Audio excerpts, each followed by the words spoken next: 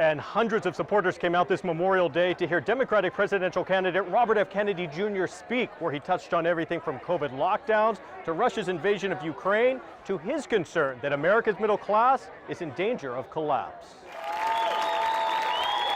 Taking the stage at Humphreys on Shelter Island, RFK Jr. paid tribute to all fallen service members by quoting his uncle, John F. Kennedy. The most important way for us to honor the men and women who gave their lives for our country is to protect the rights that they died to give us. Rights that he's worried Americans are in danger of losing. I feel like I'm losing my country. I feel like my party has gone off the rails. It's become the party of war.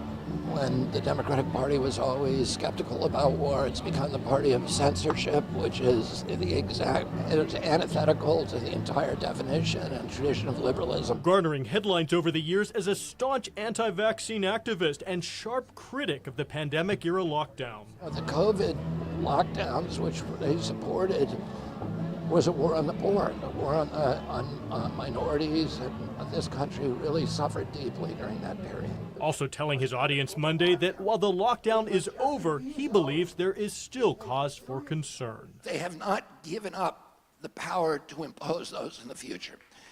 And we have now created in this country this very, very troubling precedent. He also called for a return of the peace dividend, calling for the need to focus on the country's middle class, which he says is drowning in debt. We need to buttress our middle class and stop sending money abroad for wars. Haranguing the current administration for, in his words, spending money that we don't have. We're like an alcoholic who's behind on the mortgage and is taking the milk money and buying rounds for everybody, strangers at the bar. We don't have the money. Kennedy spent decades as an environmental champion, something he says he would carry on into the White House. I'm going to be the best environmental president in history. Preserving habitat, regenerative agriculture, stopping water pollution. We need to preserve something for our children. Richard Allen, CBS 8.